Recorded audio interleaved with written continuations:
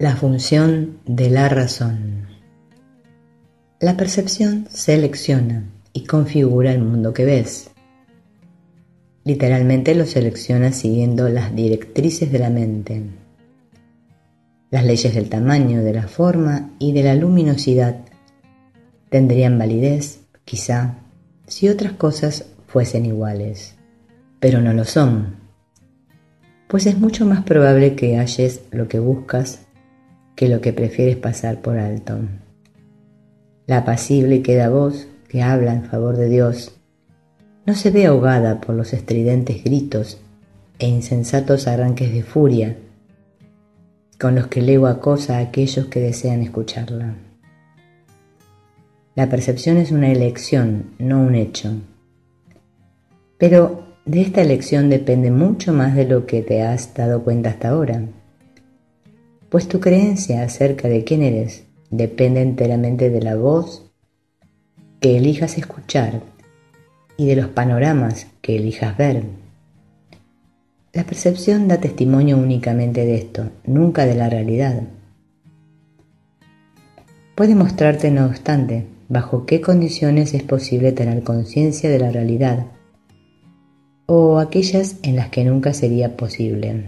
La realidad no necesita tu cooperación para ser lo que es, pero tu conciencia de ella necesita tu ayuda, ya que tener esa conciencia es algo que tú eliges. Si le prestas oídos a los dictados del ego y ves lo que él te indica ver, no podrás sino considerarte a ti mismo insignificante, vulnerable y temeroso. Experimentarás depresión, una sensación de no valer nada, así como sentimientos de inestabilidad o irrealidad. Creerás que eres la desvalida víctima de fuerzas que están más allá de tu control y que son mucho más poderosas que tú. Y creerás que el mundo que fabricaste rige tu destino, pues tendrás fe en eso. Pero no creas que porque tengas fe en eso, ello pueda hacer que sea real. Hay otra visión y otra voz en la que reside tu libertad, que tan solo están aguardando tu decisión. Y así depositas tu fe en ellas, y si depositas tu fe en ellas, percibirás otro ser en ti. Este otro ser considera que los milagros son algo natural, pues son tan simples y naturales para él como respirar lo es para el cuerpo. Constituyen la respuesta obvia a las peticiones de ayuda, que es la única que él ofrece. Los milagros le parecen antinaturales al ego, porque no entiende cómo es posible que mentes separadas puedan influenciarse unas a otras. Y si estuviesen separadas, ciertamente no podrían hacerlo, pero las mentes no pueden estar separadas. Este otro ser es perfectamente consciente de esto, y así reconoce que los milagros no afectan la mente de otro, sino la tuya propia.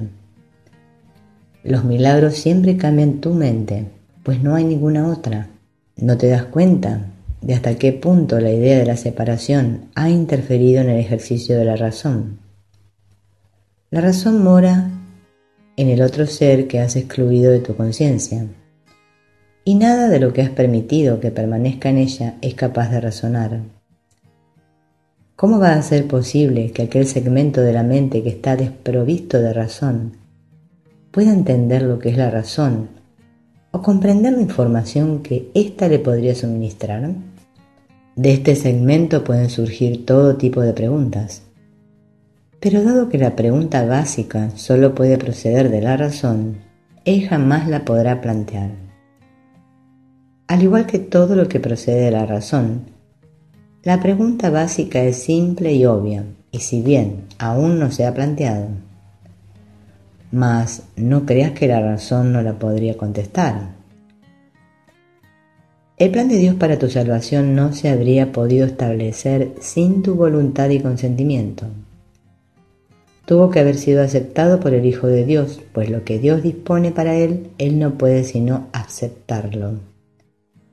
Y Dios no dispone nada sin su Hijo, ni su voluntad depende del tiempo para consumarse, Por lo tanto, lo que se unió a la voluntad de Dios tiene que encontrarse en ti ahora, puesto que es eterno. Tienes que haber reservado un lugar en el que el Espíritu Santo pueda morar y donde ya se encuentra. Él tiene que haber estado ahí desde que surgió la necesidad de Él, la cual quedó satisfecha en ese mismo instante. Eso es lo que tu razón te diría si escuchases. Mas es claro que ese no es el razonamiento del ego. El hecho de que la naturaleza de tu razón le sea ajena al ego es prueba de que no hallarás la respuesta en él. No obstante, si esto es así, dicha respuesta tiene que existir. Y si existe para ti y su propósito es tu libertad, debes ser libre de encontrarla. El plan de Dios es muy simple, nunca es indirecto ni se derrota a sí mismo. Dios no tiene otros pensamientos excepto los que extienden su ser. Y en esto tu voluntad tiene que estar incluida. Así pues, debe haber una parte de ti que conoce su voluntad y la comparte.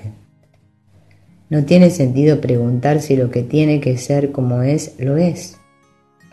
Pero sí tiene sentido preguntar por qué no eres consciente de lo que no puedes sino ser como es. Pues debe haber una respuesta para ello, si al plan de Dios para tu salvación no le falta nada. Y no puede faltarle nada porque su fuente no conoce la incompleción. ¿Y dónde podría encontrarse la respuesta sino en la fuente? ¿Y dónde estás tú, sino allí donde se encuentra esa misma respuesta? Tu identidad, que es un efecto tan verdadero de esa fuente como lo es la respuesta, tiene por lo tanto que estar unida a ella y ser lo mismo que ella. Por supuesto que sabes esto, y mucho más que esto. Pero cualquier parte del conocimiento supone una amenaza tan seria para la disociación como todo el conocimiento en sí, y dispondrás de todo el conocimiento con cualquier parte de él. He aquí la parte que tú puedes aceptar. Puedes ver lo que la razón te señala, porque los testigos a su favor son inequívocos. Solo aquellos que son completamente dementes podrían hacer caso omiso de ellos, y tú ya has dejado atrás esta etapa. La razón es un medio que sirve para los fines del Espíritu Santo, por derecho propio. No se puede reinterpretar ni recanalizar para que se ajuste a la meta del pecado, tal como se hace con otros medios, pues la razón está más allá del alcance de los medios del ego. La fe, la percepción y la creencia pueden estar mal ubicadas y servir de apoyo tanto para las necesidades del gran embaucador como para las de la verdad, pero la razón no tiene cabida en la locura, ni se puede adaptar a sus fines de modo alguno. Y la creencia están firmemente arraigadas en la locura y conducen la percepción hacia aquello que la mente ha considerado valioso. Pues la razón no participa en esto en absoluto, pues si se aplicase la razón, la percepción cesaría instantáneamente. La razón no forma parte de la demencia, pues ésta depende enteramente de la ausencia de aquella. El ego nunca hace uso de la razón, porque no es consciente de su existencia. Los que son parcialmente locos tienen acceso a ella, y solo ellos la necesitan. El conocimiento no depende de la razón y la locura la mantiene afuera. La parte de la mente donde reside la razón se consagró, de acuerdo con tu voluntad, en unión con la de tu Padre, al deshacimiento de la demencia. Ahí el propósito del Espíritu Santo se aceptó y consumó simultáneamente. La razón le es ajena a la demencia, y aquellos que hacen uso de ella han adquirido un medio que no puede dedicarse al pecado. El conocimiento está mucho más allá de lo que se puede lograr, pero la razón puede servir para abrir las puertas que tú le cerraste. Ya estás muy cerca de esto. Tu fe y tus creencias han cambiado y has hecho la pregunta que el ego nunca haría. ¿No te dice tu razón ahora que la pregunta debe haber emanado de algo que tú no conoces, pero que aún así debe ser parte de ti? La fe y la creencia apoyadas por la razón producen forzosamente un cambio en tu percepción, y con este cambio se le hace sitio a la visión. La visión se extiende más allá de sí misma, tal como lo hacen el propósito al que sirve, así como todos los medios para su consecución.